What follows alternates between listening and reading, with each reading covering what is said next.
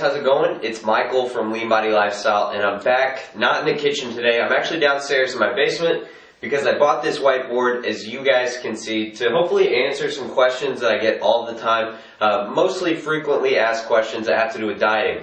Now, probably one of the biggest questions that I get when I get messages on Facebook, Twitter, or even on YouTube is how many calories should I be eating a day? Alright, so before you even start to figure out your number for how many calories you should eat a day, I want you to know what your goal is. And by that I mean, do you want to lose weight, do you want to gain weight, or do you just want to stay the exact same, not gain or not lose any weight, which is maintain your current weight. Now, if you want to lose weight, as you guys can see, you need to eat at what we call a caloric deficit. Now that is where you will eat less calories in a day than you typically burn. Now to gain weight or bulk up, as you guys can see here, you need to eat at a caloric surplus, and that is where you're going to eat more than you burn in one day, and maintain is obviously where you eat just as many calories as you're burning in a day. So what we're going to do right now is cover the principle of calories in versus calories out, which that is what weight loss and weight gain comes down to at the end of the day. Now, as you guys can see here, pretend this is a scale. I know I'm not very good at drawing, but you guys can kind of get the idea. And right now, this scale that I've drawn is actually balanced out. And by that I mean each side is equal. The calories in weigh the same as the calories out. Now that is going to maintain your current weight. Now people will say, what about weight loss or weight gain? Now let me go ahead and illustrate that for you guys. So in this illustration, as you guys can see, the calories in weighs more than the calories out. And that basically means that this person right here that is gaining weight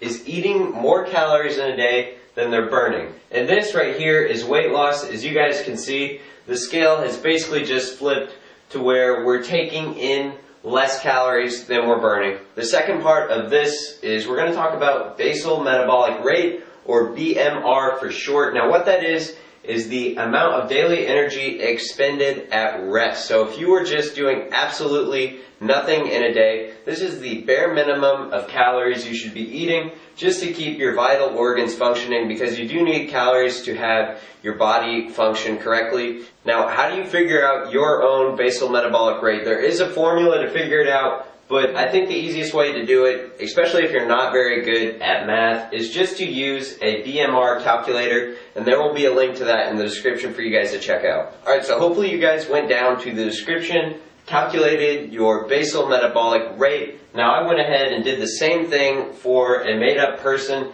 and these are all things that you will actually enter into the BMR calculator if you haven't done that yet. So for today's example, what we're going to do is we're going to take a 20-year-old male that weighs 170 pounds. You're going to enter that into the BMR calculator, and you're going to get roughly 1,900 calories. I rounded down a couple calories just so we have cleaner numbers for today's demonstration. And now what we're going to do is figure out the activity factor, because remember, the BMR is how many calories you just need at rest if you weren't doing anything. But most of us are active from day to day. We have jobs, we go to school, and we are active somewhat, so we need to factor that in as well. There's 5 different classifications, as you guys can see here. I'm going to talk about one just a little bit for a couple seconds so you guys have some idea on how to classify yourself at home. Now the first one is sedentary. That means you don't really do much from day to day. You just kind of mope around the house and you don't really work out at all. The second one, as you guys can see, is lightly active. Now a lightly active person might work out 1 time a week or up to 3 times a week.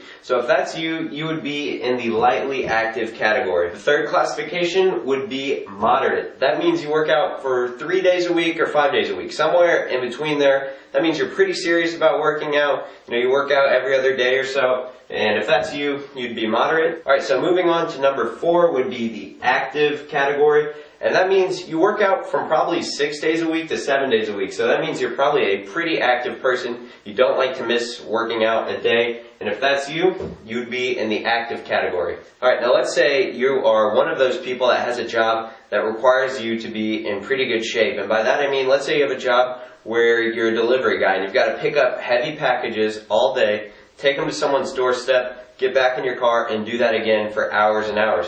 And then on top of your job, you're also working out, 6 to 7 days a week. You're very active. Your work requires you to be active. When you're working out, obviously, you need to have a lot of fuel. Now, if you're one of those people, you would fall into the very active category. Now, if you guys remember the example that I did earlier of the 20-year-old male that weighs 170 pounds and what his basal metabolic rate is, that was 1900. So let's say our example today was moderately active. This person worked out 3 to 5 times a week. So to figure out how many calories he should eat a day just to maintain his current weight, what we would do is take 1900 and multiply it by 1.55. Okay, so as you guys can see here, I went ahead, showed you guys the math and the number that I came up with for our example today. And he needs to eat around 2,945 calories. We took his activity factor, his basal metabolic rate, and we got a final number. Now, you guys at home are probably asking yourself, what if I want to gain weight? What if I want to lose weight? I'll cover that right now. Okay, so hopefully you guys know this at home, but 1 pound of fat equals 3,500 calories. Now, as you guys remember earlier in the video when I talked about the food scale of calories in versus calories out, I said that to lose weight, this person needs to eat at a deficit. Now, a safe deficit, you don't want to go too extreme because you do need a certain amount of calories to function. So 500 is normally a good deficit. If you eat at a 500 calorie deficit, 500 times 7 equals 3,500 calories, and you will be on track to lose 1 pound a week. That's safe weight loss right there. So that person would eat 500 less than what he is supposed to, and that would be his final number. Now, let's say he wanted to gain weight, so he would need to eat a surplus of calories. So what we would do, instead of subtracting 500 like we did right here, we would just add 500. And obviously, he would not lose any weight because he's eating more than he's supposed to. He would actually gain a pound a week. So this would be his number. And that's pretty much going to do it for this video, guys. So hopefully, I gave you a good idea. I know it was kind of a lot. This is the first video I've made with my new whiteboard. Let me know if you guys like this style of video, and I will definitely make some more. You can leave a thumbs up rating down below. That helps me out a ton.